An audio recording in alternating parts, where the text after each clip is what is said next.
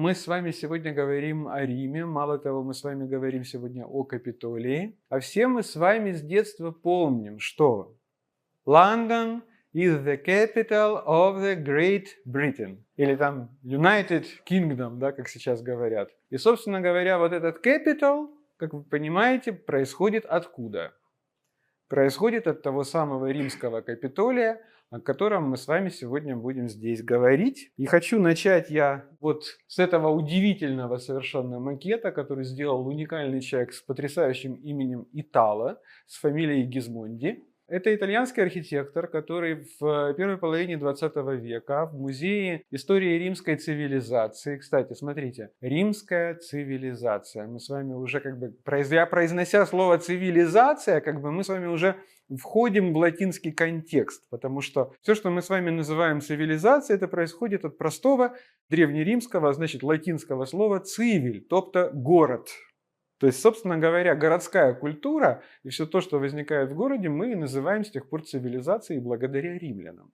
Римляне, надо отдать им должное, они вообще очень долго в течение своей истории, они стеснялись по поводу своего языка, и вообще вплоть до времени Цицерона считалось, что интеллигентный, приличный, образованный человек должен оперировать исключительно, так и хочется сказать, горячими закусками, нет, должен оперировать греческим. А вульгарная латынь и даже 4 века спустя после Цицерона перевод Евангелия с греческого на латынь называется вульгата, да, вульгарная народная латынь, то, собственно, то, что сделал святой Иероним. Но до этого пройдет еще 1000 лет. И теперь смотрите, вот какими опять же мы оперируем категориями. 1000 лет. А в 21 апреля, как сейчас помню, 753 года до нашей эры, братья Ромул и Рем, так считается, так принято считать, основали этот город.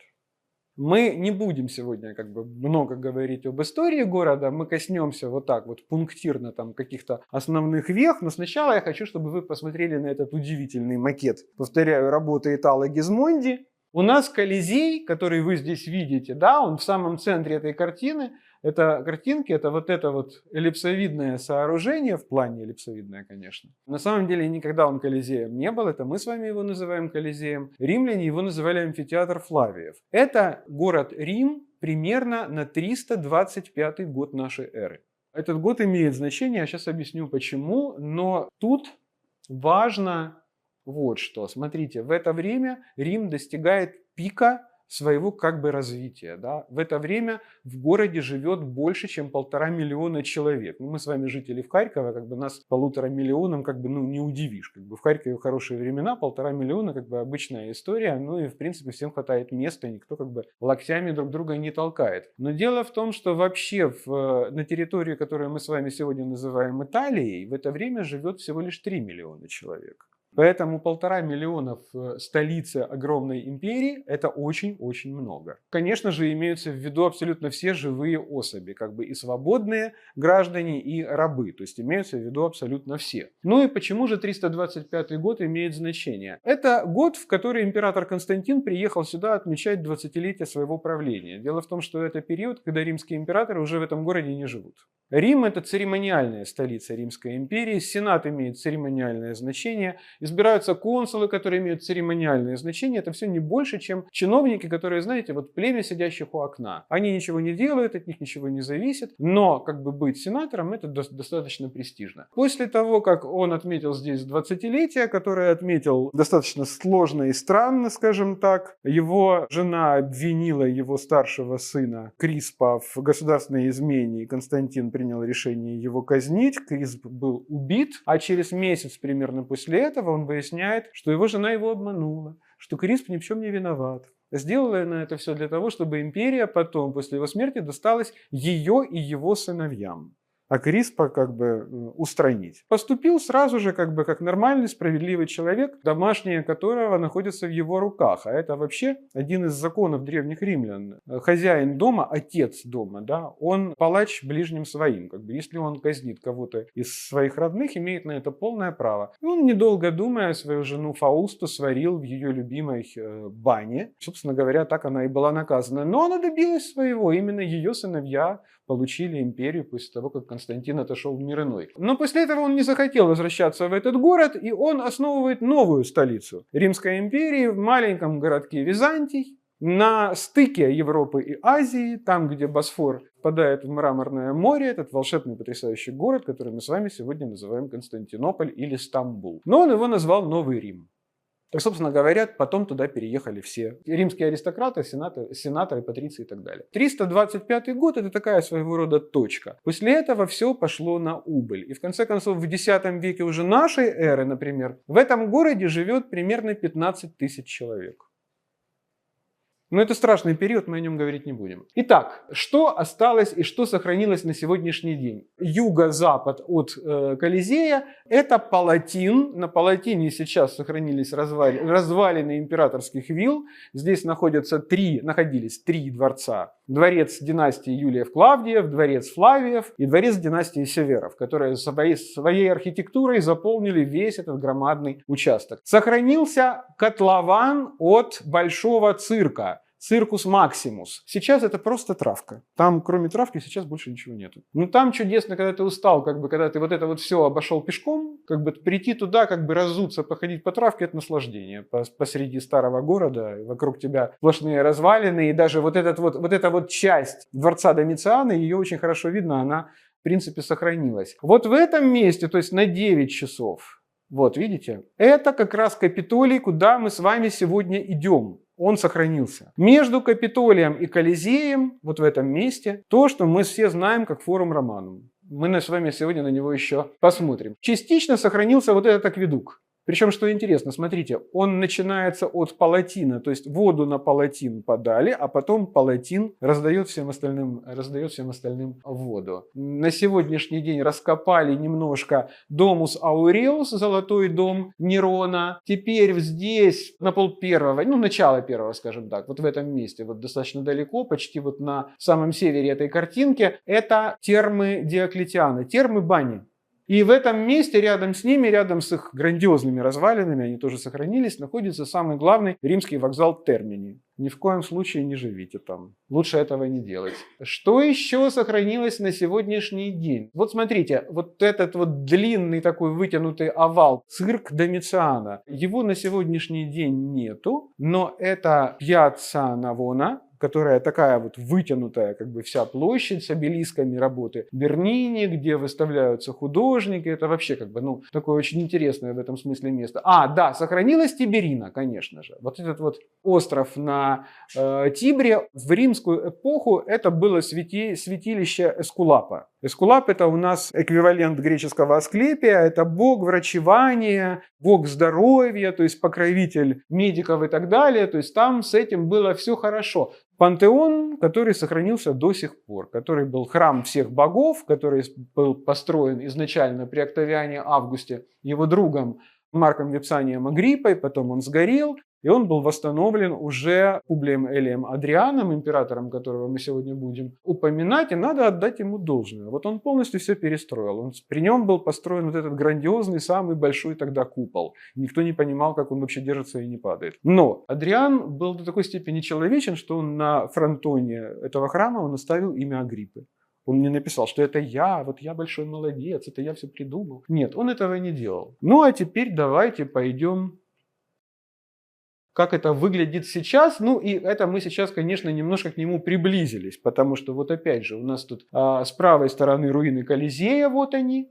Все, что от него осталось. Почему в таком руинированном состоянии? Во всем виновато время, говорят. Нет, фигушки. Время в этом виновато меньше всего. Римляне строили прекрасно.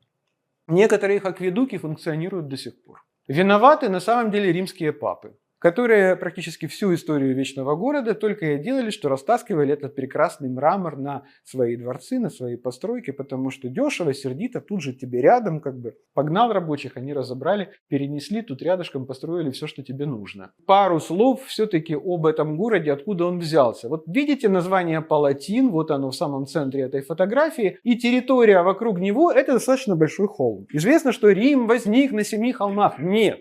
Это неправда. Рим возник на Палатине. 21 апреля 753 года до нашей эры Ромул, впрягся в быка с плугом, как бы, и он начертил борозду вокруг этого холма. И это, собственно говоря, был Рим. Другого Рима при Ромуле не было. И в следующий царский период, так называемый, когда в Риме царей частично избирают, частично цари все-таки пытаются передавать власть по наследству, отсюда как бы возникают всякие проблемы политического характера. Вот во время римских царей Рим начинает расширяться. Дело в том, что вообще Риму с царями повезло, это все были очень неглупые люди. Вот, кстати говоря, следующий царь был вообще не из римлян, не из Лация. Ну, надо сказать вообще пару слов о том, кто ж такие римляне, да? Они все потомки эмигрантов. Они все потомки троянцев, их всех Эней вывез из горящей Трои, в том числе своего отца, которого, как известно, он нес на руках. Потом они очень долго плавали, об этом прекрасная как бы есть поэма у великого Вергилия. И еще более прекрасная поэма переложения как бы на близкий нам и понятный язык у Ивана Котляревского, которая была издана, кстати, я очень люблю эту историю, она была издана за год до рождения Пушкина в Петербурге пиратским способом. Котляревский об этом не знал. И читалось при императорском дворе, императорский двор прекрасно понимал украинский язык. Ржали как кони. Достаточно долго это вообще было любимое чтение при дворе в Петербурге, учитывая, что вообще в это время в Петербурге работает огромное количество украинцев. То есть достаточно сказать, что политику Российской империи в это время возглавляет человек, князь Безбородко, который до конца своей жизни говорил с очень сильным украинским акцентом. Екатерине II ужасно нравился этот акцент, она пыталась его копировать, как говорят.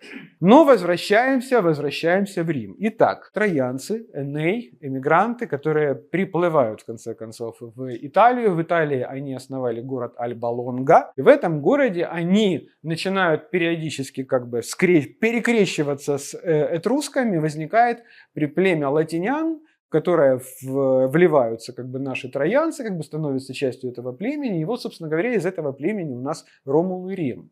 И вот они основывают этот город. Но им же нужны женщины, туда пришли одни пацаны с Ромулом, как бы надо же род продолжать, потому как нет других вариантов. Римляне, как известно, пытаются там украсть девушек из соседнего племени Сабинов. Сабины очень обиделись, была между ними война, в результате, опять-таки, все решалось договоренностями, как и всегда это происходит в политике, в конце концов, в конце любой войны. Когда Ромул договорился с сабинским царем Титом Татием, они вместе начинают править этой территорией. Примерно через 5 лет то ли Тит Татий грибочков каких-то не тех поел, то ли под колеса чьей-то повозки попал. Ну, короче говоря, Тита Татия не стало. Принято считать, что погиб он как бы в несчастном таком случае, хотя некоторые историки, как Тит Ливий, например, которого вообще стоит читать, говорят, что, скорее всего, вот отец наш родной Ромул приложил к этому свою руку. Но, тем не менее, после смерти Ромула тоже очень странной смерти. Он как бы был убит, но никто, правда, этого не видел, и тело куда-то девалось. Римляне считают, что вознесся.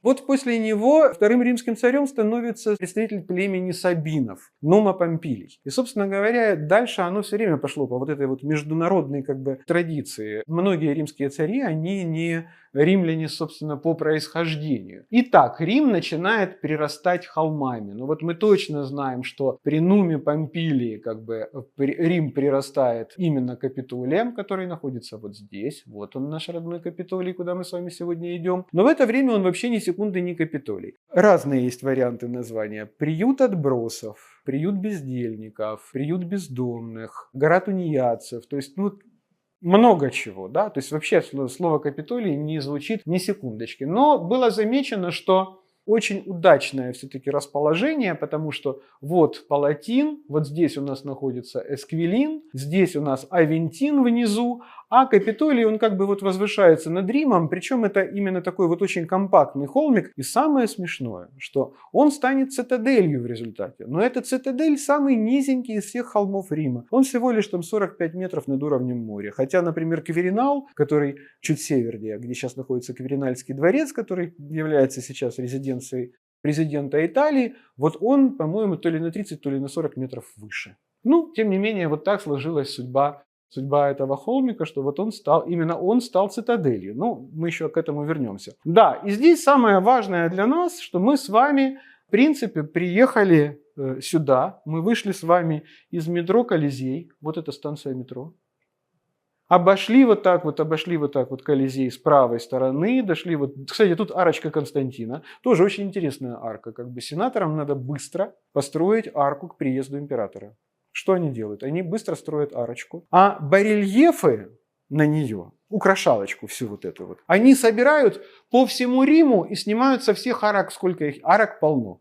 Как бы, чтобы вы понимали, почти каждый император поставил свою арочку. Они решили, что ну не обеднеет там Тит или Троян или еще кто-то, если у кого-то по кусочку снимут и сюда поставят. Приезжает Костя, ему показывает, он в шоке, как красиво, слушайте, как вы сумели так быстро, а вот можем, когда хотим. То есть все получилось у них. Смотрим на Колизей, от него на 7 вечера арка Константина, и тут же пошла влево улица.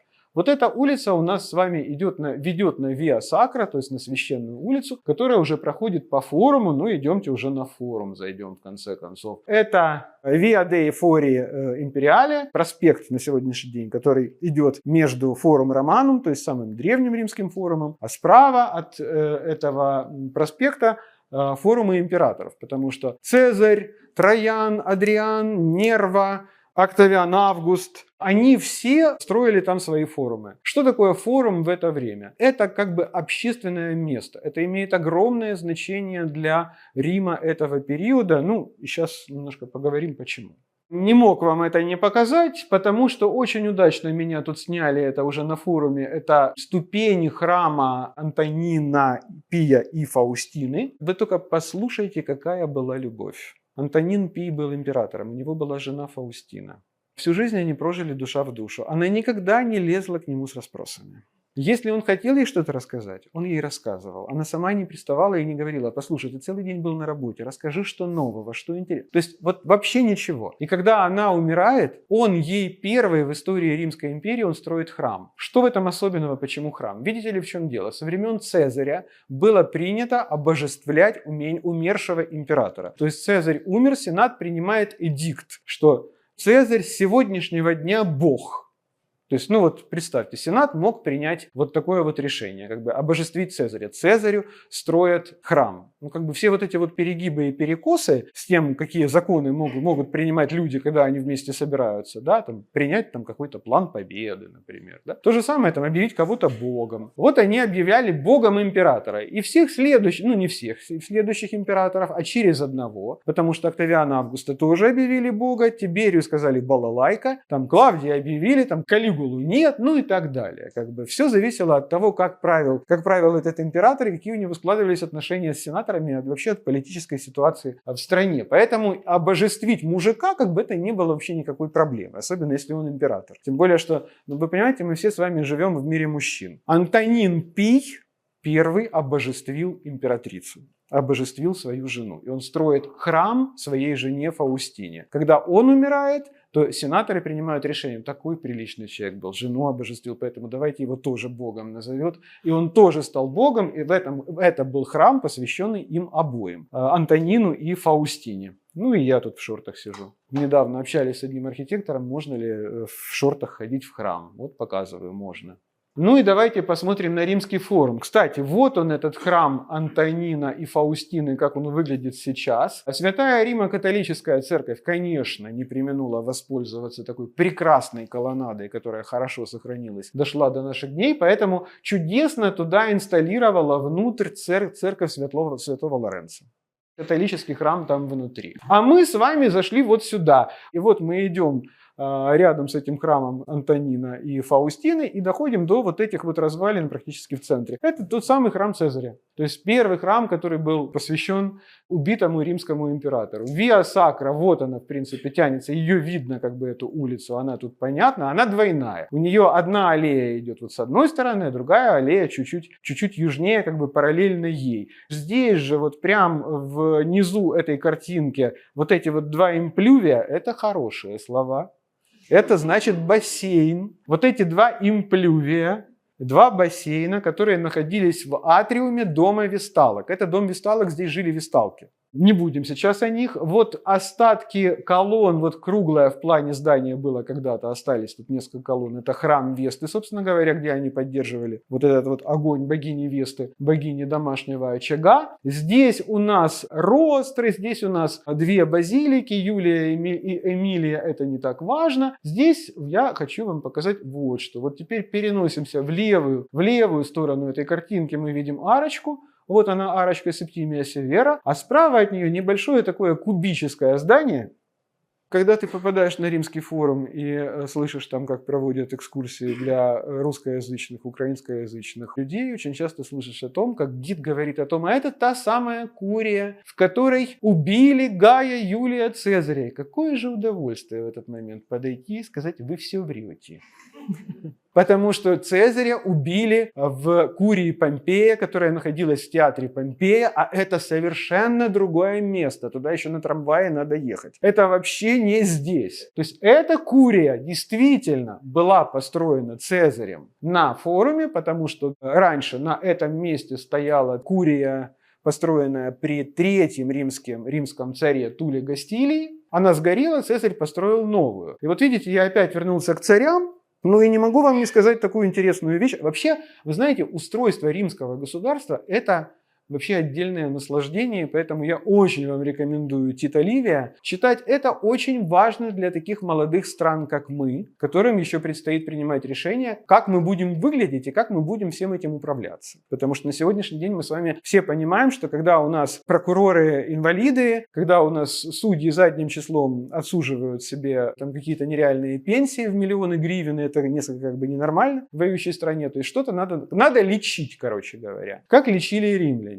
Римляне примерно к концу VI века до нашей эры поняли, что царская власть, она как бы себя изжила, потому что любая система, она рано или поздно впадает в уничтожение самой себя, в коррупцию и так далее. А в Риме это еще выразилось в том, что сын 7-го из царей Тарквиния, гордого Секс Тарквиний, он изнасиловал в принципе жену своего родственника, своего троюродного брата, который звали Лукреция. Лукреция с горя покончила с собой, Лукреция была из очень приличного рода, поэтому римляне восстали, они изгоняют царей из Рима. И они начинают думать о том, как им жить дальше без царской власти. И мы точно знаем, что в 509 году до нашей эры в Риме начинается республика. Что такое республика? По сути, это общественное дело, если мы переводим это с латыни. Вот неплохо бы Украине стать общественным делом, стать республикой. Откуда мы знаем, что именно в 509 году? Это ж надо, вот как бы такая древность, да, на секундочку, 25 веков назад, а мы знаем, что в 509 году до нашей эры это случилось. Потому что римляне основали бюрократию. Они все записывали, они все протоколировали. И мы точно знаем, что в 509 году до нашей эры в Риме избираются первые 2 консула. То есть 2 человека, которые будут править этим государством в течение, как вы думаете, какого срока? Год! Всего лишь год. И как бы в аналог записано. В таком-то году римской эры, я сейчас не высчитаю, но римская эра, римляне начинали свое летоисчисление от даты основания города. То есть вот от 21 апреля 753 года. А это 509 год до нашей эры. Вот примерно начиная с этой даты, с 509 года до нашей эры, в течение 30 с лишним лет.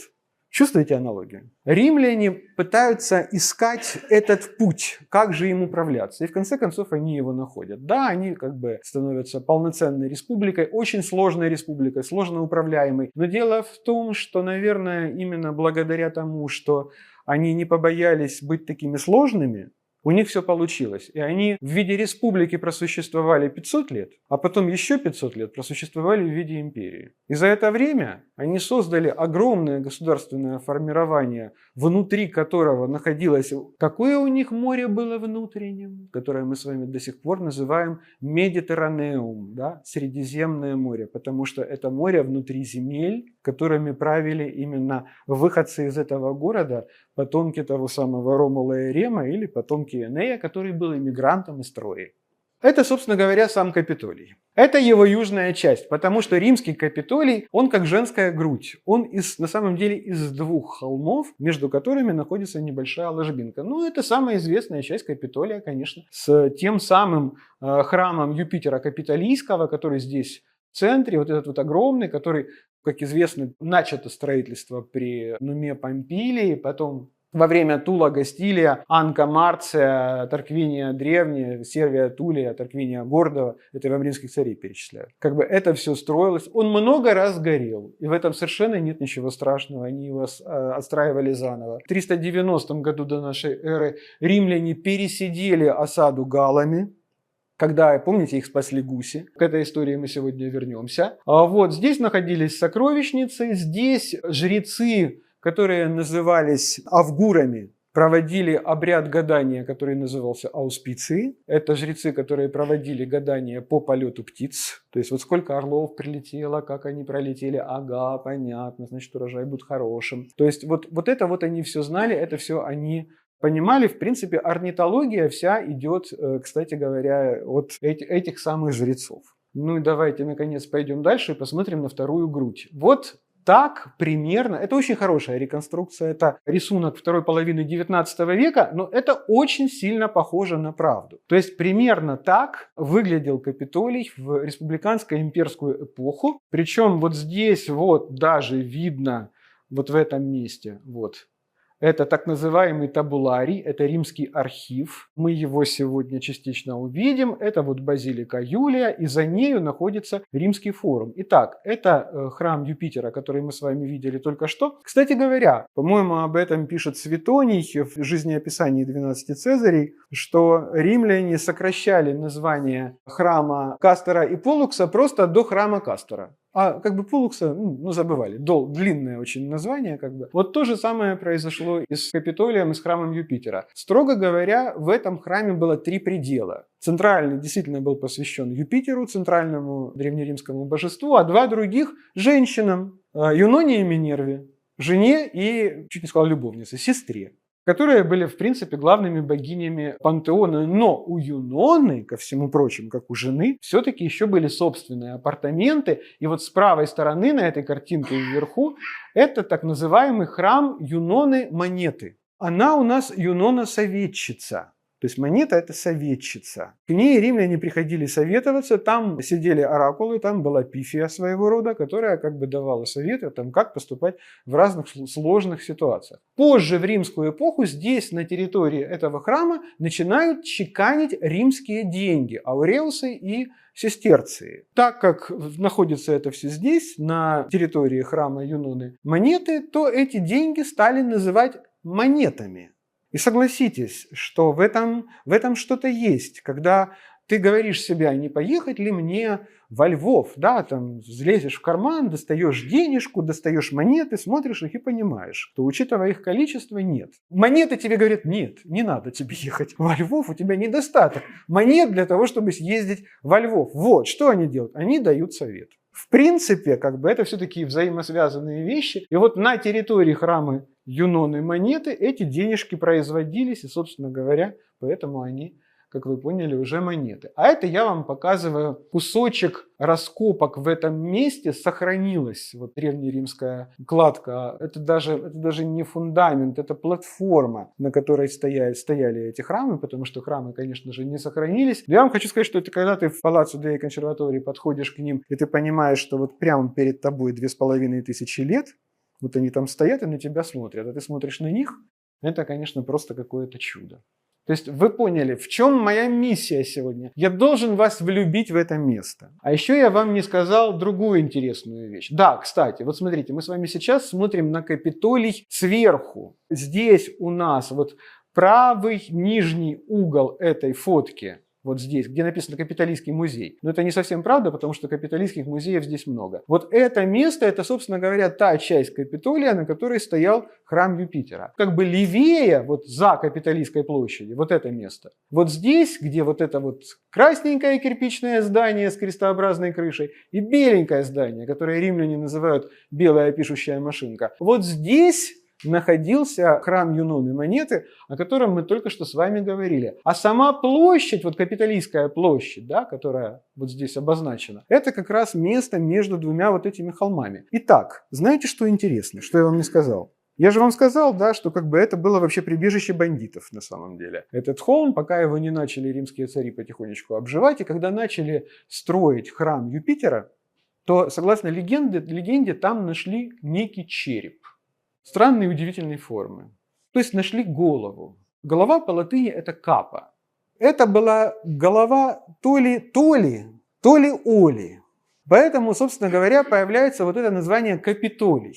История умалчивает, как звали все-таки эту голову. То есть, по всей видимости, этот Гамлет, который ее достал и знал, что это Юрик, то есть он знал, что это там или Оля, или Толя. Короче говоря, как-то так получилось, что какие-то буквы, наверное, были съедены, какие-то остались в этом слове, но тем не менее на сегодняшний день это Капитолий, и слово вошло практически во все языки мира. И давайте посмотрим, как Капитолий выглядит на сегодняшний день, что мы с вами здесь имеем. И давайте слева направо. От вот этого белого мемориала, вот эта вот белая пишущая машинка с левой стороны этой фотографии, очень красивое здание, на самом деле, построено во второй половине 19 века. Это мемориал, посвященный созданию единого итальянского королевства. Это мемориал Рисорджименто, объединение Италии. Вот здесь вот как бы стоит роскошный памятник первому итальянскому королю, а до этого он работал пьемонтским королем, Виктора Эммануила II. И в этом здании находится очень интересный музей. А еще на этом здании, вот прямо наверху, вот между двумя вот этими башнями, там прекрасная смотровая площадка. То есть я человек, который панически боится высоты, 8 раз подходил к Эйфелевой башне и сказал ей: да ну в баню. Я от нее уходил. Сюда я все-таки поднялся и посмотрел на Рим сверху.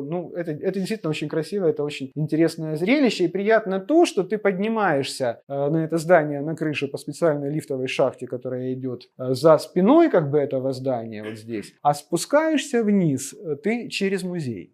То есть они так хитро сделали, что в принципе для того, чтобы туда попасть, надо пойти, заплатить за билетик. Но если ты заплатил за билетик для того, чтобы подняться наверх, то как бы справедливо, что ты имеешь право пройти через музей. И, мне кажется, что это прекрасно. Дальше идем как бы направо. Вот вы видите вот это вот здание с крестообразной крышей черепичное.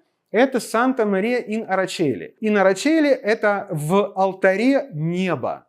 Это место считалось до такой степени возвышенным, до такой степени красивым, что даже в римскую эпоху, когда здесь был храм Юноны Монеты, здесь был алтарь неба. И как бы вот оно сохранилось, это название, и перешло уже и в христианскую католическую эпоху. Мы зайдем в эту церковь, я вам быстренько покажу там ее интерьерчик, там интересно. Дальше мы с вами попадаем на Капитолийскую площадь. Вот она в самом центре, здесь это подписано, мы тоже здесь будем. Это дворец сенаторов. В принципе, это первая в Европе мэрия. Это первый горсовет, построенный вообще на территории Европы. Справа от нее начинаются, как здесь написано, капитолийские музеи, но это большая их часть.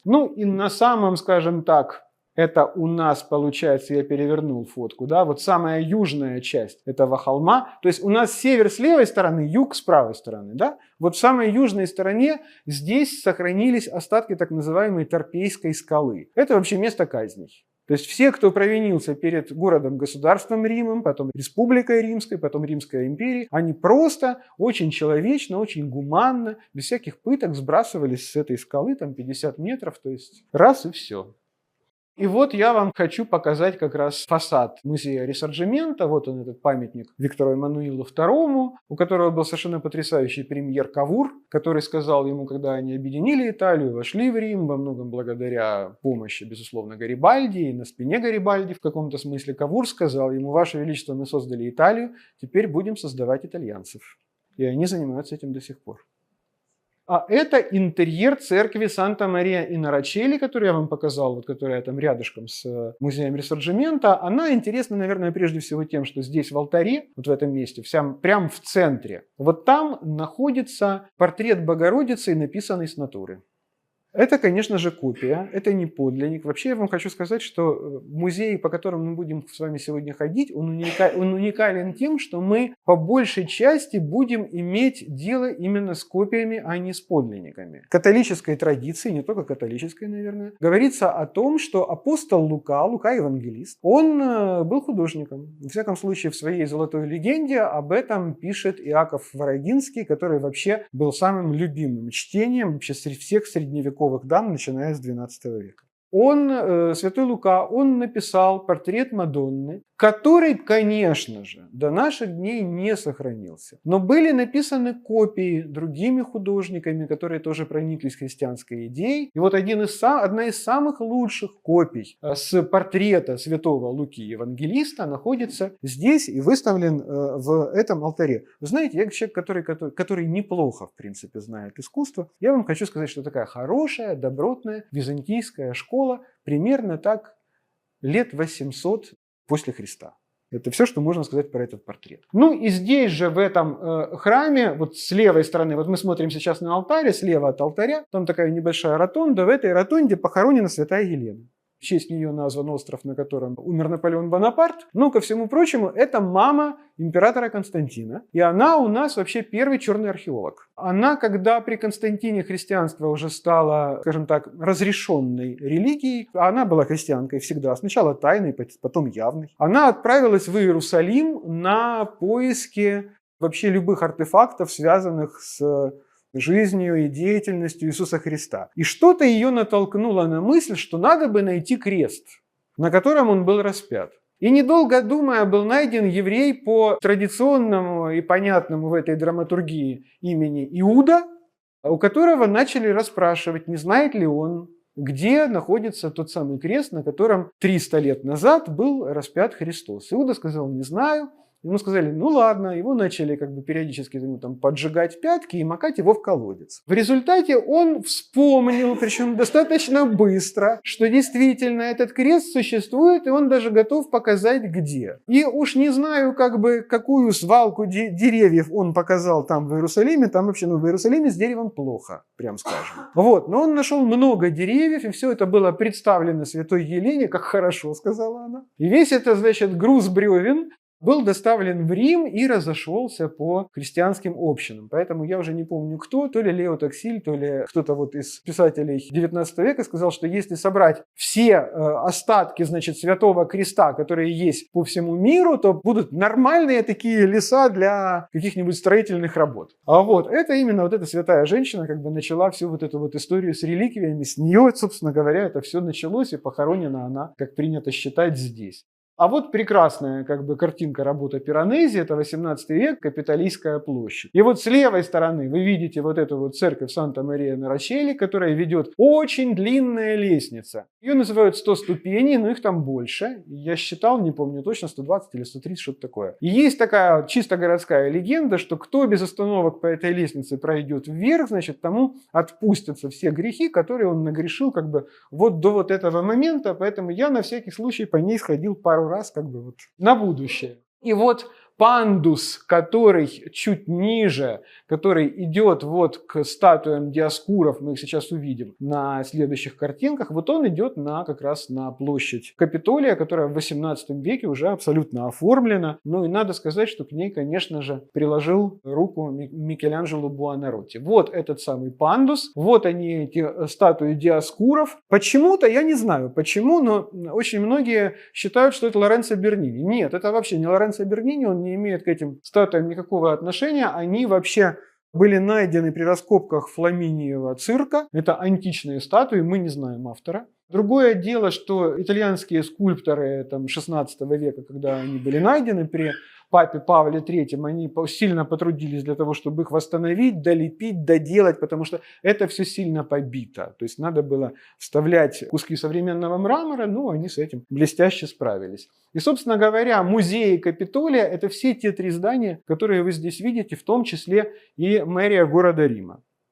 А это статуя императора Марка Аврелия. Первая конная статуя, известная человечеству, из бронзы. Причем сразу должен вам сказать, что эта статуя поставлена здесь в 90-е годы прошлого века. Это очень хорошая копия, подлинник стоит внутри в музее. Мы сегодня на него тоже с вами посмотрим. Ну и вход в музей и сама эта площадь, повторяю, площадь работы Микеланджело. Он разработал общий вид, экстерьер всех этих зданий и эту звезду под этим памятником. И так установил этот памятник. И, кстати говоря, самое забавное.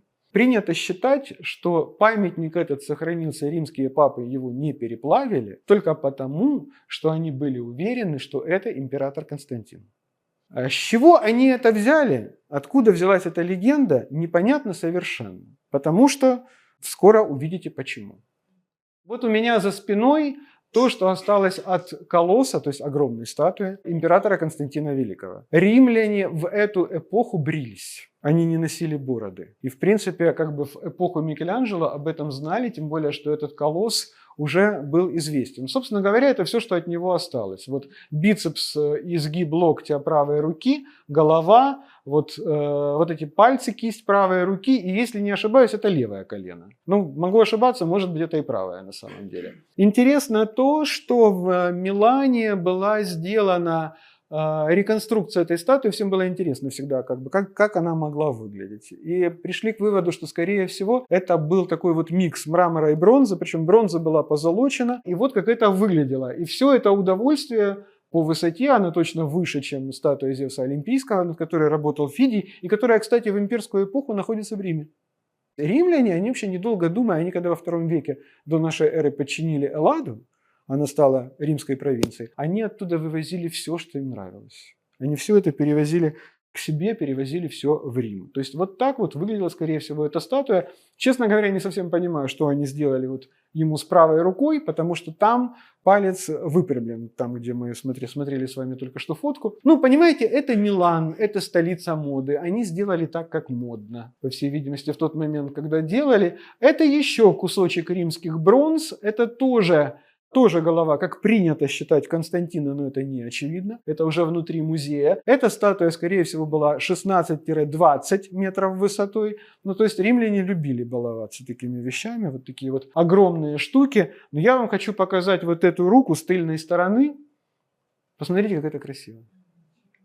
Это 3 век нашей эры. Но очень часто в искусствоведении вы можете встретить слова о том, что это уже излет античности, это уже антика уходит как бы в определенную деградацию, как бы и стилистическую, и мастера уже не те, и техники какие-то подзабыты. Ничего не подзабыто.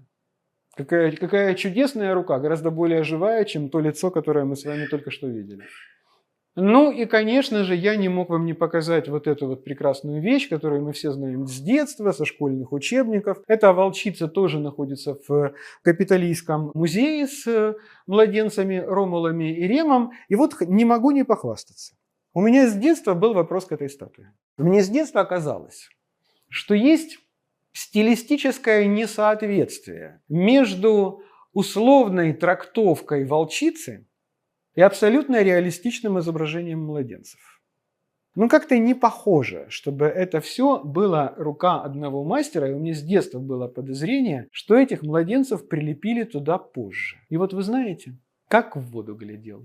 Причем так интересно и то, что когда я еще учился, например, принято было считать, что это этрусская работа. Что такое этрусская работа? То есть это доримская работа. То есть это, там, грубо говоря, там, 7, там, 6, 5 век до нашей эры, вот эта вот волчица. То есть это очень-очень древняя вещь. Но, как установили недавние исследования этой волчицы, эта работа сделана примерно в 9 веке нашей эры. То есть ей чуть больше 1000 лет. Но она, безусловно, копия этрусской волчицы. То есть подлинник, он действительно был сделан этрусками. Но понимаете, в чем штука? Ни этруски, ни римляне, они не умели выплавлять бронзу вот такими вот большими массивами. Они это делали частями, а потом как-то все эти части между собой соединяли. То есть вот те же самые колоссы, которые мы с вами видели, они, собственно, почему такие разборные? Да, у нас там голова из мрамора, тело из бронзы там, или еще как-то там. Потому что, ну разве что вот Марк Авриелий, он как бы весь из бронзы. Потому что там везде есть швы. Как бы, оно все вот как бы соединено. Ну, это конструктор Лего. Как выяснилось, младенцы появляются только в 15 веке. То есть это уже эпоха, которая ближе к Микеланджело. И это действительно больше похоже на эпоху Кватраченто. То есть сначала их не было. Это была просто волчица, которая, возможно, та самая Лупа Капитолина, то есть капитолийская волчица, которая выкормила этих младенцев. Но младенцы появляются сильно позже. Так что вот такие вот вещи бывают с музеями. Но это, знаете, это как с Рембрандтом. Как куча музеев думали, ах, у нас столько Рембрандта. А потом Rembrandt Research Project провели как бы проверку всех рембрандтовских работ и располовинили это все. И сказали, что, ребята, извините, но все-таки половина вашей коллекции – это не Рембрандт. Так и с этой волчицей. Но вещь все равно, конечно, производит совершенно сумасшедшее впечатление. А вот это уже римские бронзы. Это, скорее всего, опять-таки римская копия 3 века до нашей эры с античного греческого оригинала. И это совершенно дивная вещь. Про что это кино? Вы понимаете? Ни про что. Мальчик вытаскивает занозу. Вот сюжет, понимаете? Ни полководец, ни бог, ни какой-то там герой, ни Ахиллес в детстве, ни друг его Патрокл. То есть вообще никто и зовут его никак. Мальчик вытаскивает занозу. Но это эллинистическое искусство. Это своего рода маньеризм античности, когда зрителя умиляют такие вещи. И зритель хочет видеть такие вещи, а я вам хочу показать вообще лицо этого мальчика поближе. Посмотрите, какая работа потрясающая. Глаза были инкрустированы слоновой костью и полудрагоценными камнями. То есть там были белки глаз, зрачки, радужная оболочка, все как положено. А я еще хочу, чтобы вы вот на что обратили внимание. Посмотрите на этот узел у него над лбом. Знаете у него что здесь? Да, я вот там хвостик завязал. Тогда так не делали. Тогда такую прическу носили исключительно рабы. А люди, уважающие себя, они вот эти вот волосы, которые нам мешают впереди головы, они на лбу завязывали вот в такой узел. Аналогичный узел вы можете видеть у Аполлона Бельведерского, знаменитого, у которого из одежды только плащ, который у него вот на руке. Вот у него на голове такая же прическа, она еще и вздыблена вверх немножко, что, по всей видимости, в эллинистическую эпоху очень модно. Дивная совершенно штука, которую называют Луций Юний Брут. Луций Юний Брут – это у нас один из тех 2 первых консулов, которых мы знаем благодаря Титу Ливию и 509 году до нашей эры. Он один из тех людей, которые свергли царскую власть. Вот, собственно говоря, он и его коллега Публий Валерий Публикола, они, собственно говоря, и были отцами-основателями римского государства, как Римской республики. Но тоже интересно то, что вы видите сейчас, это античная голова, вот до ключиц. То есть шея, скажем так. И вот это все вправлено в абсолютный новодел. Вот это вот очень странного вида тога, которая с непонятным вот таким вот узлом на груди, она была сделана в XVI веке, когда эту голову нашли, и решили, что хорошо бы вставить в плечи все-таки. Следующий вопрос. Откуда взяли, что это именно Луций Юний Брут, а не кто-то другой? Вы видите, он не бритый. Легенда говорит вот что. Римляне не брились только тогда, когда у них был траур. Не бриться им можно было неделю. У него щетина явно длиннее, чем недельная обычная щетина, по всей видимости, 2 недели. Дело в том, что в одном из сражений гражданской войны, а у него было 2 сыновей, которые перебежали на сторону свергнутых царей. И с бывшим царем Тарквинием Гордым пришли под стены Рима отвоевывать власть назад. Они воевали с собственным отцом. Они были взяты в плен римлянами. И римляне приняли решение, какое значение имеет судебная власть. Да, казалось бы, он первый консул. Он мог бы все порешать. Нет, он ничего не смог порешать. Римляне приняли решение их казнить. И вроде как приговор исполнил он сам. То есть у него вот эта 2-недельная небритость, потому что 2 сыновей. Неделя за одного и неделя за другого. Поэтому образованные итальянцы XVI века, они поняли, что значит это только Луций Юний Брут. Больше никто другой быть не может. Но зато здесь вы можете видеть как раз вот эти вот инкрустированные глаза. И вот вы знаете, фотка не производит такого впечатления, как производит впечатление реальность, когда ты ни с того ни с сего к нему подходишь. Вернее, он перед тобой возникает случайно, внезапно. Много бронз в этом зале, но только 1 или 2, я не помню. Но вот точно, что вот он вот с этими инкрустированными глазами в какой-то момент ты ловишь на себе его взгляд.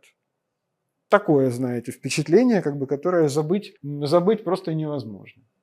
И, наконец, тот самый Марк Аврелий, который на самом деле стоял вот там, где его поставил Микеланджело в центре Капитолийской площади, а сейчас он находится под навесом. Бронза вот так вот себя ведет. Она зеленеет, она покрывается вот такой вот патиной. На мой вкус это очень красиво, я это очень люблю. И работа, конечно, совершенно невероятная, дивная просто. И обратите внимание, что его ноги, они просто висят вдоль корпуса лошади.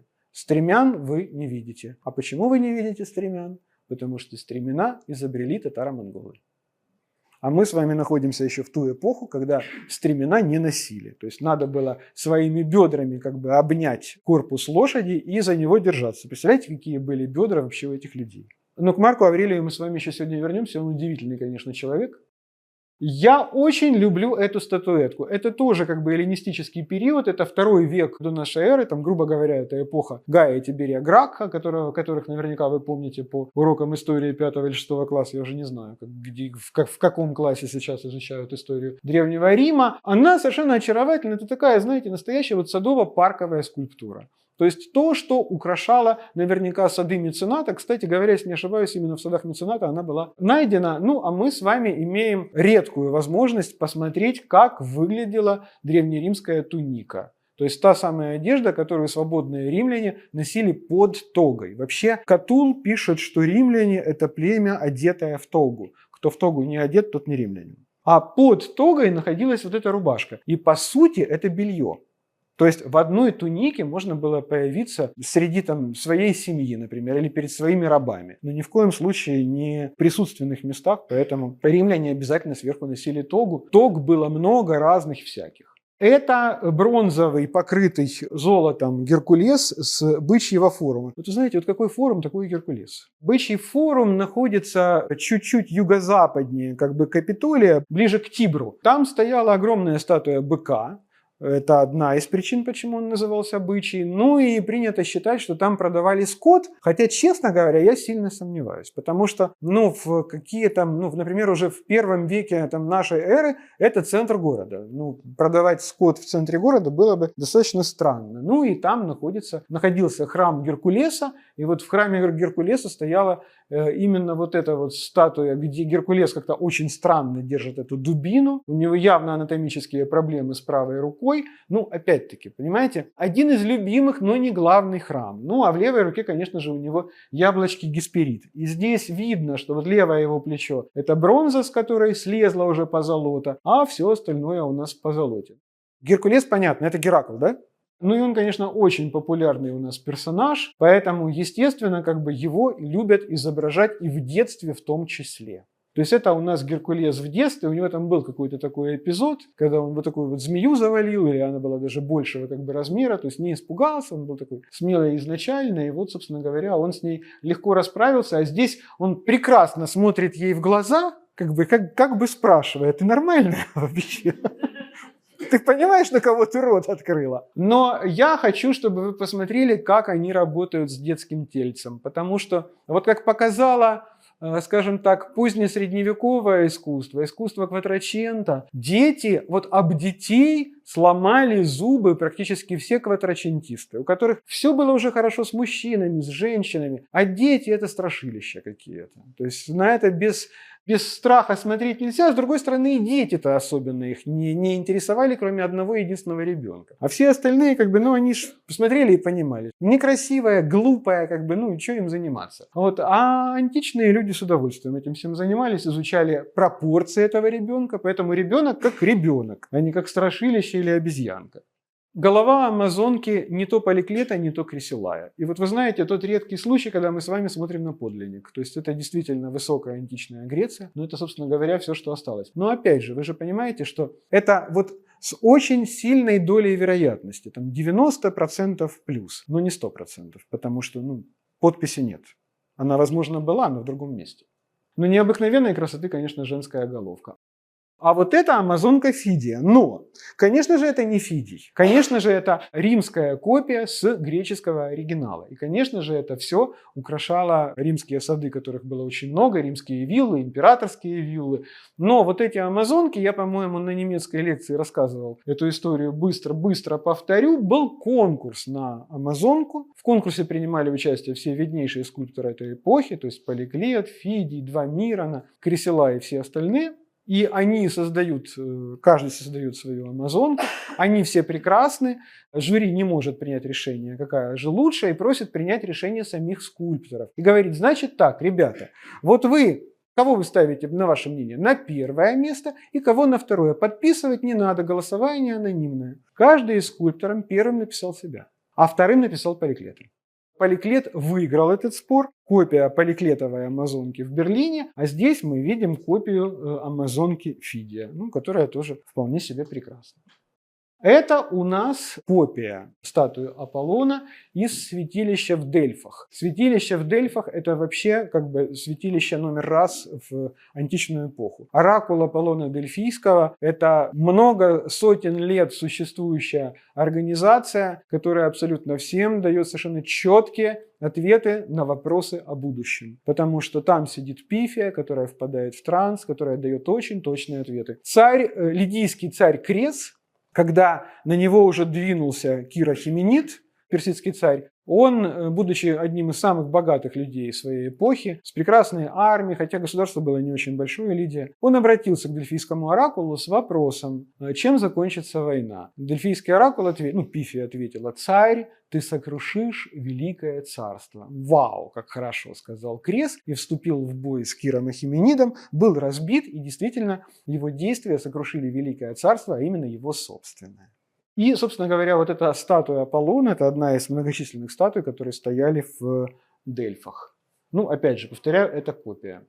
Это совершенно уникальная вещь, это тоже копия, естественно, но это копия из храма, который является одним из чудес света. В Эфесе, на юго-западе нынешней турецкой Анатолии, был город, который назывался Эфес, и там находился храм Артемиды Эфесской, известный тем, что его сжег тот самый человек, о котором жители города приняли решение, что его имя должно быть предано забвению, чтобы никто никогда больше не произнес его имя, сейчас и все знают до сих пор имя Герострата. А имя этих людей, которые приняли это решение, не знает никто. И вот эта статуя многогрудой Артемиды, копия с той статуи, которая стояла в этом храме и которой там все поклонялись. Дело в том, что Артемида Эфесская – это ипостась Артемиды, которая является матерью всего живого. Она же была богиней-покровительницей охоты и покровительницей животных. То есть вот все животные, которые здесь изображены там по всему ее вот этому тельцу, вот они все вот она их всех общая мать, и вот эти вот все многочисленные груди, которые у нее там между руками, значит, вот она их всех ими, значит, скормила.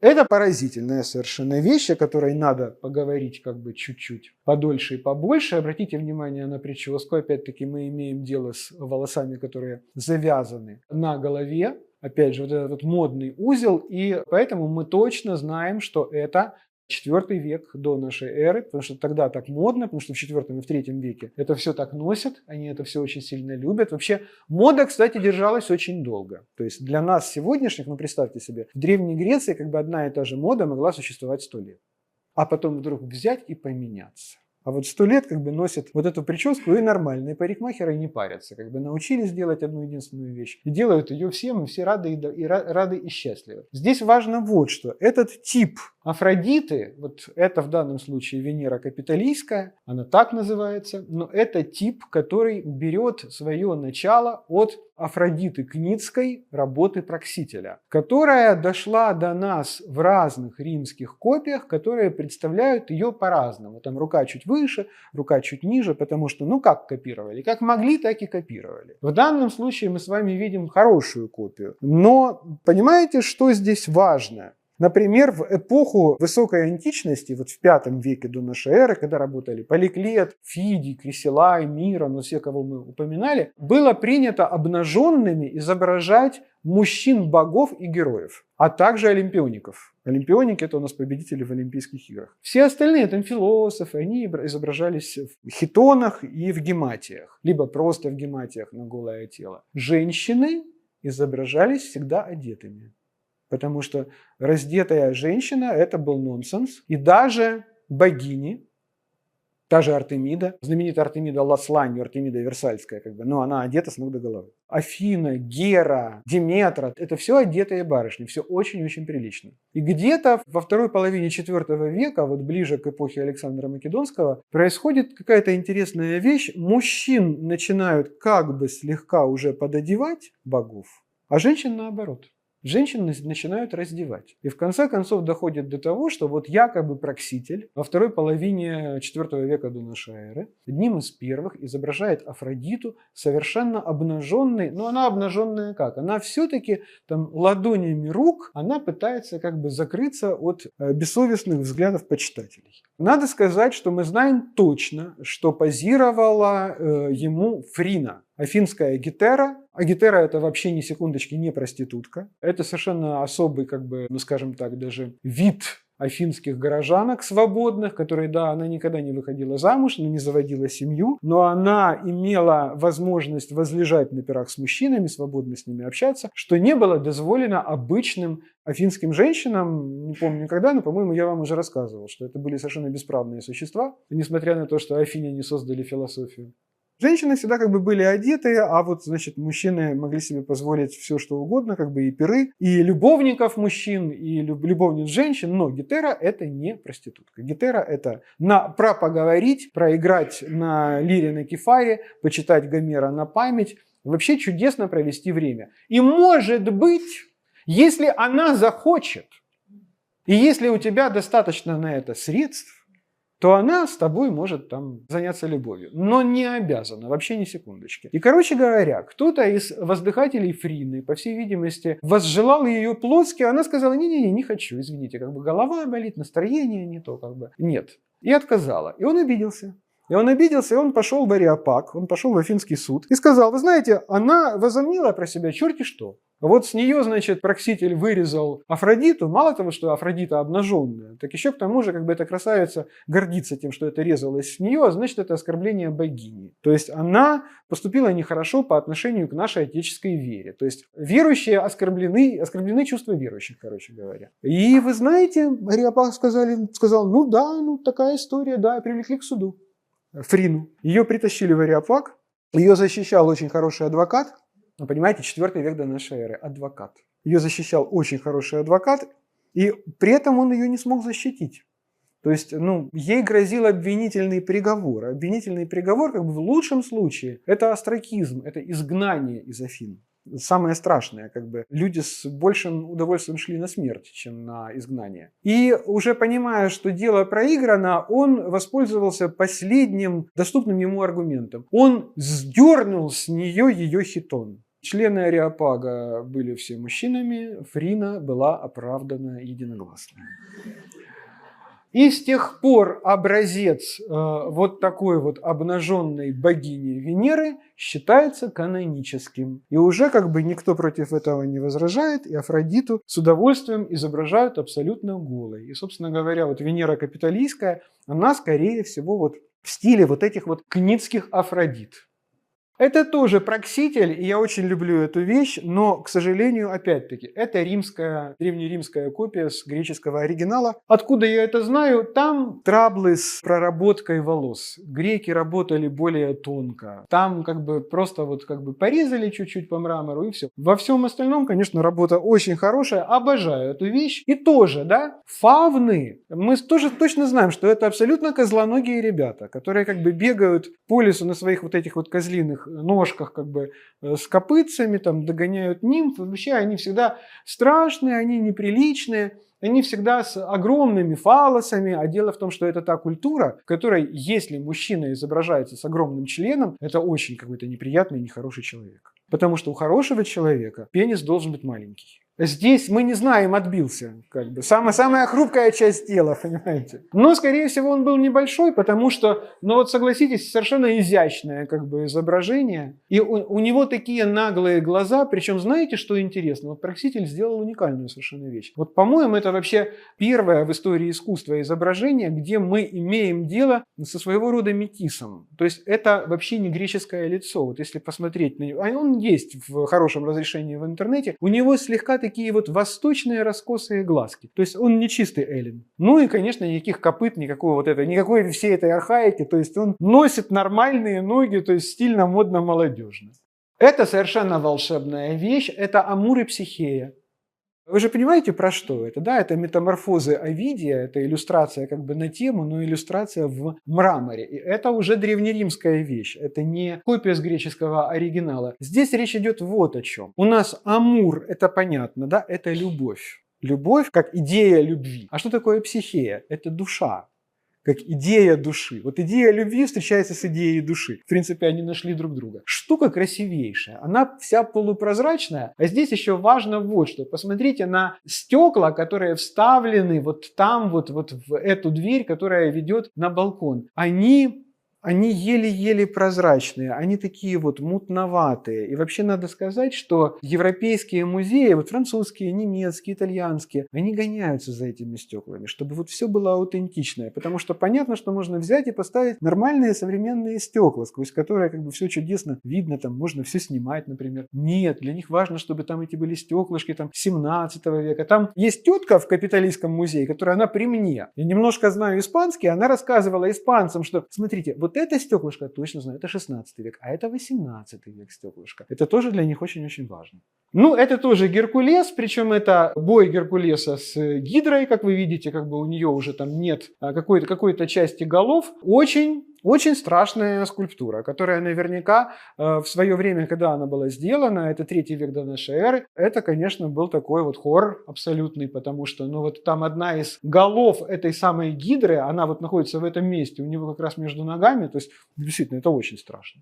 Ну и Геркулес у них, повторяю, то есть Геракл парень очень модный, и ему хотят все наследовать как бы эту традицию, как бы этот стиль как бы все мужчины, поэтому сын Марка Аврелия, императора Марка Аврелия, император со смешным именем Комод, когда я учился, многие пытались его называть Комодом, нет, он не Комод, он Комод, вот он изображает себя в виде Геракла. Ну как он изображает? Конечно, его изображает скульптор, но, по всей видимости, Комод получает от этого огромное удовольствие. Дело в том, что Марк Аврелий у нас был философом на троне. Вы наверняка слышали о стоиках, он принадлежал именно к этому философскому течению. Он написал совершенно блистательную вещь, которая называется «Наедине с собой», причем как бы этот человек при этом умудрился всю свою жизнь воевать. Вот он 20 с лишним лет он правил Римской империей, он провел, в принципе, все это время в седле, а в свободное от боев время он занимался философией и писал вот эту книжку. И у него огромное количество интереснейших мыслей. Одна из тех, которую я люблю очень, это «Человеческая жизнь, прах и зола, но еще это рассказ». И это так прекрасно, потому что особенно после «Экклезиаста», да, когда вообще все тлен, да, то понять о том, что еще и рассказ, в этом есть свое чудо. Кто этот прекрасный юноша? Этот прекрасный юноша – это воспоминание, это не прижизненный портрет, это воспоминание об Александре III Аргиаде, которого вы все знаете как Александра Филипповича Македонского.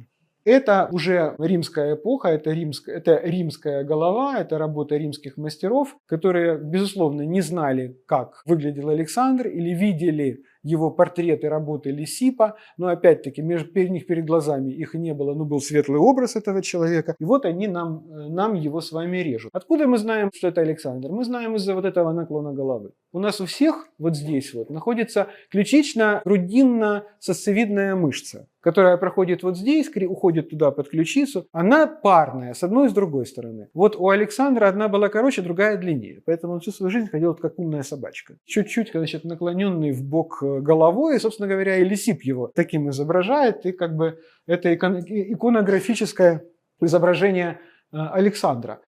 А это, опять-таки, с отбитыми частями тела у нас император Адриан, тоже в образе бога Марса. Это 2 век нашей эры, уже, казалось бы, это уже эпоха, когда, в принципе, мальчиков стараются изображать в основном одетыми. Но императоров можно, потому что это вопрос пафоса, это вопрос героики, как без этого. И героика, конечно, здесь присутствует именно в связи с тем, что из одежды у него только щит и шлем. В руках у него было копье, по всей видимости. А это Антиной. Любимый раб императора Адриана, любимый во всех смыслах этого слова, которого Адриан сделал местным богом красоты. В Риме, в честь Антиноя были построены храмы, поставлены статуи, его изображали очень много раз. Это одно из изображений. К сожалению, любовь имела трагический конец. Они путешествовали в Египте, они плыли по Нилу, и почему-то Антиной упал в Нил и почему-то утонул. Наверное, к этому кто-то приложил руку. Совершенно потрясающая вещь. Это 3 век до нашей эры. Это пергамская работа, это пергамская школа. Пергамская школа одна из самых сильных в эллинистическое время. Но, опять-таки, мы с вами имеем дело с очень хорошей древнеримской копией, с древнегреческого оригинала, то есть с оригинала пергамской школы. Правильнее сказать, что это умирающий галат. Но так как галаты – это ответвление племени галлов, то чаще всего в литературе пишут «умирающий гал». Хотя галат было бы правильнее. Дело в том, что племя галлов, оно разошлось в разные стороны. Часть ушла в современную Францию, часть попыталась осесть на севере Греции и переправилась на Анатолийский берег, где, естественно, вступила в противостояние с всеми этими маленькими царствами, которые там находились, в том числе и с Пергамским. Пергамское царство решило эту проблему, но, тем не менее, они были так потрясены мужеством галатских воинов, что вот такой воин стал сюжетом для работы пергамского скульптора. Дивная вещь, совершенно дивная. И, наконец, мы с вами переходим к тому, что я называю древнеримским психологическим портретом. Потому что мы не знаем, кто эта женщина вообще. То есть это голова римлянки. Это мы с вами уже смотрим на работу древнеримского скульптора, и мы не знаем его имени. Но это безусловный и абсолютный гений, потому что это совершенно живое лицо. Со своей какой-то историей, которую мы с вами можем дорисовать, додумать, каждый увидит в этом что-то свое, и всякий раз это будет правильно. Не обязательно, совершенно не обязательно, чтобы у нас с вами у всех было одно и то же мнение по поводу лица человека, на которого мы смотрим. Было проведено исследование, когда портрет Нильса Бора было показано людям, которые его не знают. Кто-то сказал, что это убийца, кто-то сказал, что это вообще какой-то дворник, никакого не имеет отношения к науке. То есть ни у кого не возникло и мысли даже, что это Нобелевский лауреат. Поэтому изображение человека, его лицо, в принципе, о чем они говорят? Наверное, они говорят о какой-то сиюминутной эмоции. Все остальное мы можем только додумать. Но есть лица, о которых думать хочется. И это одно из тех. Специально вам ее показываю, потому что, на мой взгляд, это один из самых красивых, несмотря на отбитый нос, один из самых красивых портретов этой, в принципе, заурядной женщины. Женщины, скажем так, с заурядной внешностью, будет сказать правильнее. Потому что на самом-то деле она была, безусловно, незаурядным человеком. Она говорила на 14 языках, она знала математику и астрономию, она на память читала Гомера, она знала всю эвклидову геометрию, она знала всю астрономию Птолемея. То есть она была образованнейшим человеком своего времени. Мы с вами ее знаем как Клеопатра VII или просто Клеопатра. Это та самая последняя представительница македонской династии Птолемеев, которая правит Египтом последние 4 столетия его истории как свободного государства, которая рождает от Гая Юлия Цезаря сына Цезариона, которая потом выходит официально замуж за Марка Антония, и когда при мысе акций Агриппа и Октавиан Август разбивают флот Антония и Клеопатры, они оба кончают жизнь самоубийством. Обычно она изображается без всяких атрибутов египетской царицы. Здесь она изображена в египетском парике. Там, где она со своей абсолютно греческой прической, то есть это действительно женщина, о которой никогда в жизни не скажешь, что это какая-то первая красавица своего времени, вообще Лиз Тейлор античности. Нет, она просто действительно была прекрасной собеседницей, это как у Вишневского, да, любимая, да ты и собеседник. То есть, что Цезарь, что Антоний, они нашли в ней просто родственную душу, но, опять же, она действительно была талантливым человеком прежде всего. Эту вещь я очень люблю.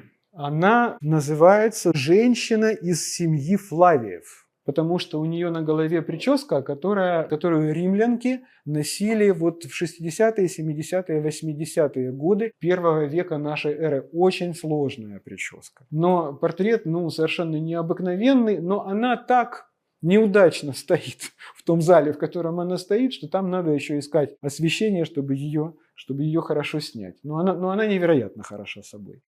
Это зал, который называется зал императоров. Здесь их очень много. Здесь абсолютно все исторические персоны, исторические лица. Ну и с некоторыми мы с вами сейчас немножко познакомимся. Но прежде всего, конечно, мы сегодня его уже упоминали. Человек, благодаря которому латынь стала уважаемым языком. И позвольте вам рекомендовать Марк Туллий Цицерон. Великий римский оратор, законник, адвокат, политик, человек, который доставил все той же самой Клеопатре, которую мы с вами сегодня видели, столько неприятностей своими речами, что когда она в конце концов упросила Марка Антония, чтобы он подослал убийц к Цицерону, и они обязательно отрезали ему голову и привезли ее к ней в Александрию, и к ней в Александрию привезли отрубленную голову Цицерона, она с наслаждением втыкала булавки в его язык, которому он поносил ее как мог. А это малоприятное существо,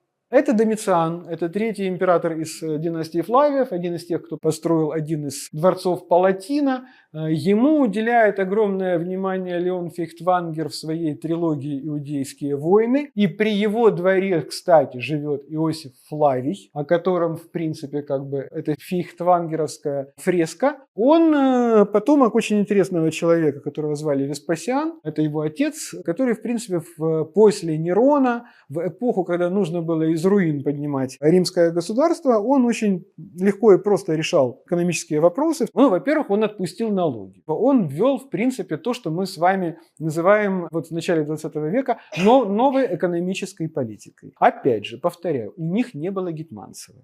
Что тоже очень важно. Он сделал страшно непопулярную вещь, но будучи ответственным политиком и понимая, что да, он сделает непопулярную вещь, но благодаря этому он решит целый ряд социальных проблем, Рим изобрел общественные туалеты. С 5 века до нашей эры по всему Риму были общественные туалеты. Веспасиан сделал следующую вещь. Он ввел налог на эти туалеты. То есть они впервые стали платными. Дело в том, что в многоэтажных римских домах, а Рим это тот город, в котором изобрели многоэтажную жилую застройку. То есть там 5, 6, 7, 8-этажные дома. Это была обычная история.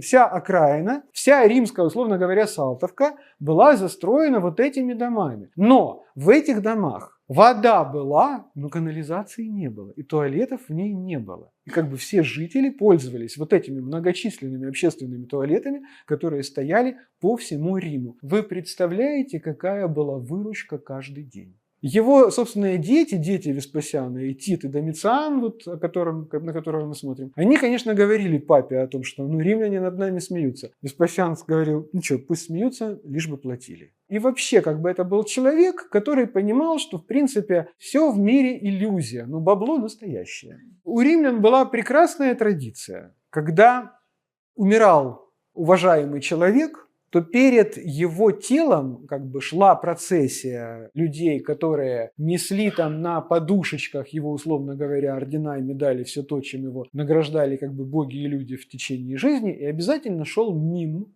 который в маске этого человека, в одежде этого человека изображал этого человека живого. И традиция состояла в том, что он должен был юмористически изображать этого человека, чтобы похороны все-таки не были абсолютным горем, чтобы хоть как-то утешить людей вокруг, потому что, в принципе, человек же переселялся не куда-нибудь, а в лучший мир. И мим, который изображал Веспасиана в этой похоронной процессии, когда хоронили императора, а сзади, как положено, шли сенаторы, шли преторы, трибуны, римские легионы, то есть все хоронят императора. Он спросил: отцы-сенаторы, во что вам обошлись мои похороны? И кто-то из сенаторов ответил: о, Цезарь, в 10 миллионов сестерцев. Он сказал: так, давайте мне деньги, бросайте меня хоть в Тибр. И, конечно, все римляне хохотали потому что это было очень по-веспасиановски. А это его сыночек. Кстати, сыночка благополучно убили в его собственном дворце, потому что сложный был человек, прям скажем. Марк Ульпий Троян. В Риме стоит колонна Трояна знаменитая. Одна из лучших сохранившихся в Риме. Вот такой змейкой, серпантином. По ней идет бесконечный барельеф о его войне с даками. У римлян после его смерти была поговорка, которую произносили при вступлении в должность каждого следующего императора. Ему говорили: «Будь счастливее Августа, лучше Трояна». Римляне считали, что Октавиан Август был самым счастливым из императоров. Наверное, он бы очень смеялся, если бы ему сказали об этом, что вот так о нем думали. И лучше Трояна, а Троян считался лучшим из римских императоров. Ну, действительно, был очень порядочный человек. То есть, когда в казне кончились деньги, он в государственную казну перенес свою собственную казну и сказал: пользуйтесь. Никаких процентов не взял. И это тоже римская работа, и это тоже, повторяю, мы с вами сейчас смотрим на то, что я называю римским психологическим портретом. Потому что психология в этом есть. Это Солонина Метидия, точно. Она у нас теща императора Адриана. Показываю я вам ее прежде всего потому, что у нее совершенно такая необыкновенная прическа. И до сих пор ведутся споры: это парик или она таки посидела полдня и ей все это уложили. Потому что история знает примеры, потому что во второй половине XVIII века, когда женщины носят высокие прически, то королева Мария Антуанетта, как кошечка, как зайчик, полдня сидит, пока колдует над ее прической. Поэтому вполне могло быть такое, что и она тоже сидела. Но я вам показываю прежде всего потому, что здесь, ну я не знаю, видно вам или нет, у нее сросшиеся брови. Она римлянка. Вы понимаете, как забавно тасуется колода? Как интересно распределяются вот эти вот черты лица, которые мы с вами по умолчаниям относим там, к каким-то конкретным этносам. И нам кажется, что только у них могут быть сросшиеся брови. Нет, вот вам римлянка со сросшимися бровями. А это ее доченька Вабия Сабина с интеллигентнейшим лицом. Вот она именно не красавица, она была немножко полновата, но у нее до такой степени умное личико, вот эти вот умные глазки, красивый носик, она такая вся точеная и абсолютно вот как бы спокойная внешность, при всем при том, что ей достался не самый легкий муж в этой жизни. Она жена императора Адриана, вот того самого Адриана, у которого был Антиной. И с которым у нее были не самые лучшие отношения на самом деле. И принято считать, что то, что он все время был в путешествиях, он уезжал все время из Рима, это связано прежде всего с тем, что они с женой не находили общего языка. Но при этом все равно как бы они упокоились в одном мавзолее, который мы с вами все сегодня знаем как замок Святого Ангела. А раньше это был мавзолей императора Адриана. Это соправитель Марка Аврелия, Люций Вер, который правил с ним вместе очень недолго, в течение там каких-то 10 лет. Марк Аврелий позволял этому юноше как бы полностью посвящать все свое время развлечениям, пока он воевал, понимая, что лучше пусть он занимается тем, в чем он хорош. Он был хорош в развлечениях. Как бы главное, что он не мешал Марку Аврелию заниматься войнами и философией. И тоже совершенно волшебный портрет. Но, опять же, вот видите, немножко грубоватая работа по волосам и бороде. Греки, конечно, были потоньше в этом смысле. А римлянам такое ощущение, что им интереснее лицо, а волосы – это уже дело такое. И в этом смысле они очень близки Микеланджело. Потому что Микеланджело – тот скульптор, который в XVI веке вдруг однажды поймет, что имеет значение смысл и посыл, который есть в глазах статуи, в общем рисунке, в какой-то там пластике, а не в том, насколько мы зашлифовали мрамор. Поэтому в галерее Академии самый шлифованный только Давид. А все остальное сделано достаточно грубоватенько, но не менее интересно. А вот этот вот молодой человек, вы знаете, это вообще это так мило, это так очаровательно, когда ты имеешь изображение одного и того же человека в разном возрасте. Это как та шутка, да, что в каждом приличном историческом музее должно быть 2 черепа Александра Македонского. В детстве, в зрелом возрасте. Так вот, имея изображение, много изображений Марка Аврелия как философа с бородой, а вот он вам юношей. Это он вам в виде как бы наследника престола, он только учится, он еще не волшебник. Совершенно волшебная мордашка. Ну и по Марку Аврелию в Капитолийском музее много чего, и в том числе барельефы. Дело в том, что император – это не совсем царь.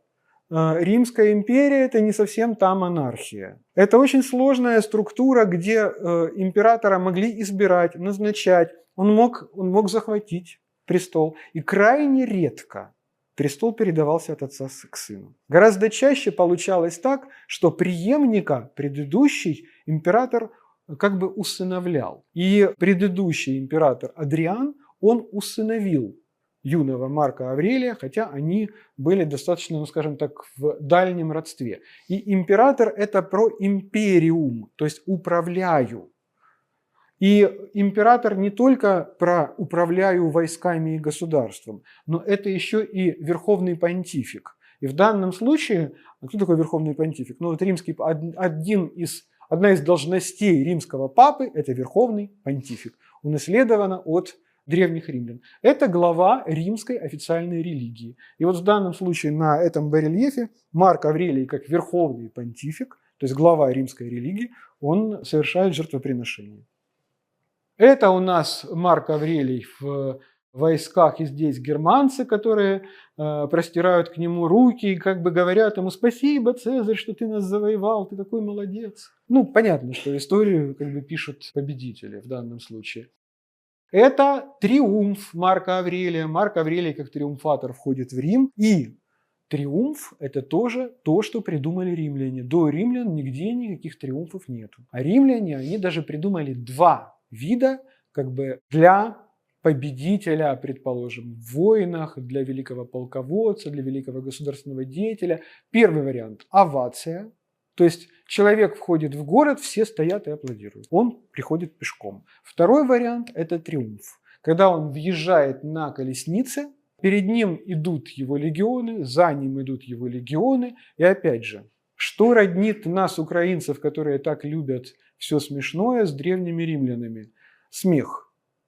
Легионеры должны были идти и петь похабные песенки про триумфатора. Чтобы триумфатор ни в коем случае черти что про себя не возомнил.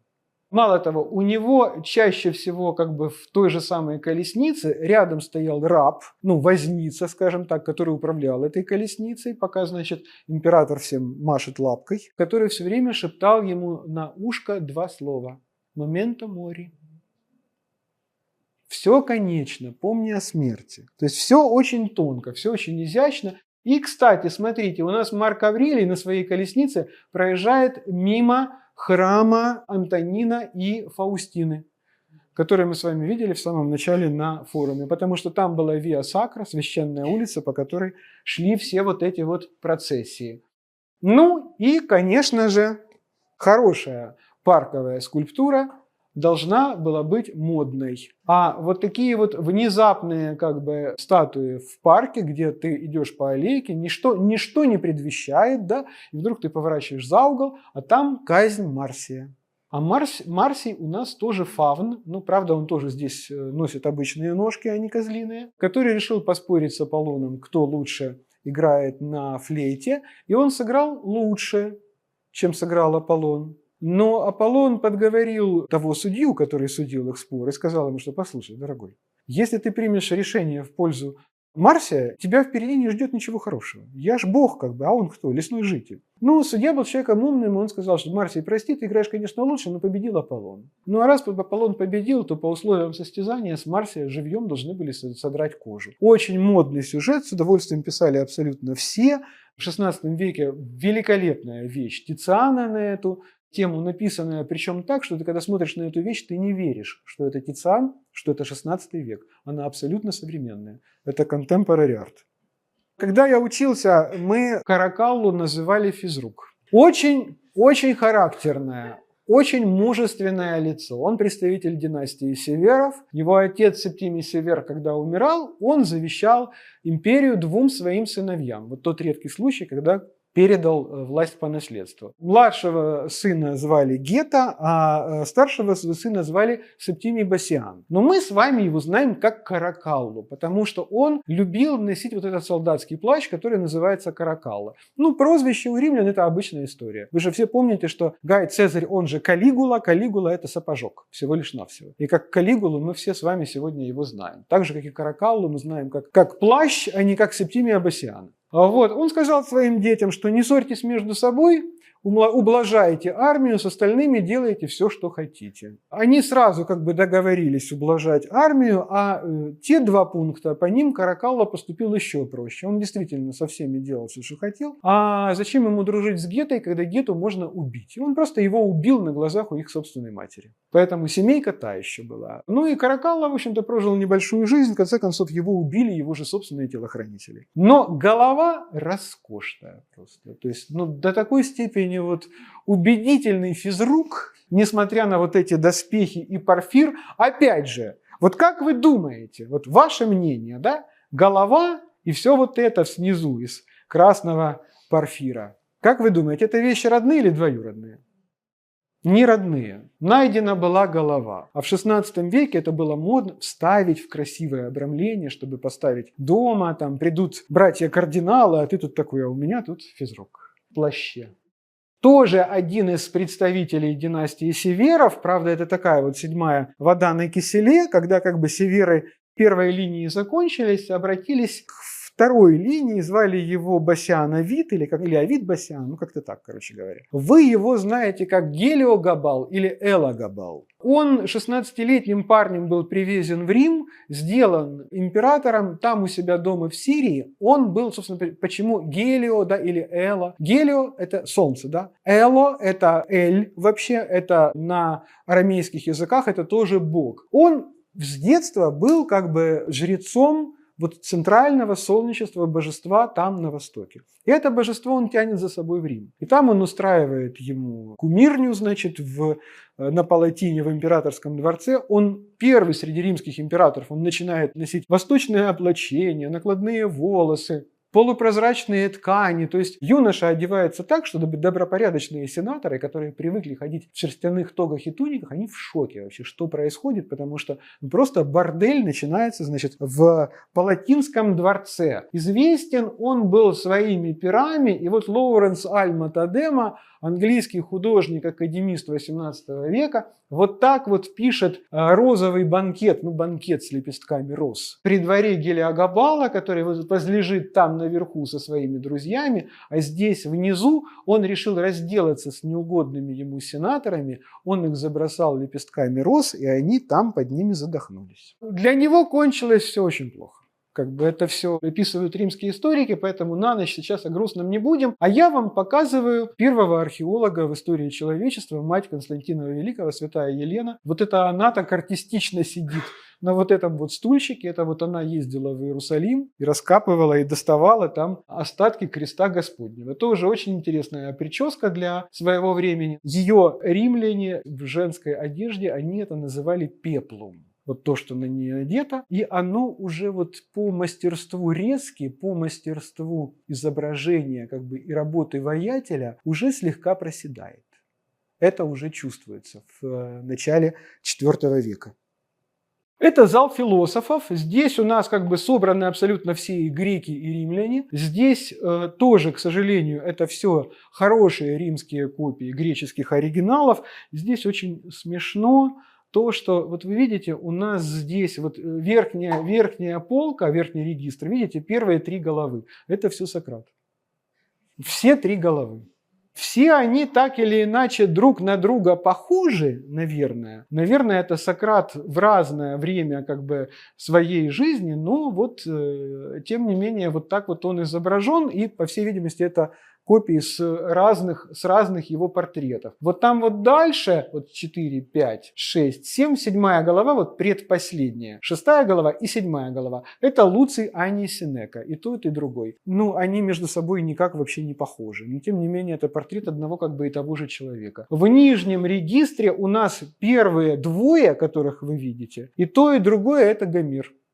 Опять же, мы знаем, что Гомер вроде как был слепым. Возможно, скульптор тоже. Когда мы с вами говорим об изображении Гомера, мы все должны понимать, что эта голова, она создана в V веке до нашей эры, а это примерно через 200 лет после смерти Гомера. Никто из них Гомера не видел никогда. Никто из них не имел перед собой никогда записанного изображения, как он выглядел. Да, вот мы сегодня не знаем, как выглядел Сервантес, хотя Сервантес не поленился, он в одной своей работе, он себя описал очень четко, как он выглядел, поэтому более-менее можно себе себе представить это лицо. Ни в одной главе, ни в одной песне Илиады или Одиссеи о внешности Гомера, конечно же, не говорится. Поэтому все, что мы сегодня считаем Гомером, не более чем фантазия древнегреческого скульптора, возможно, Кресилая, лучшего портретиста V века до нашей эры, а все остальное как бы это уже копии с его работ.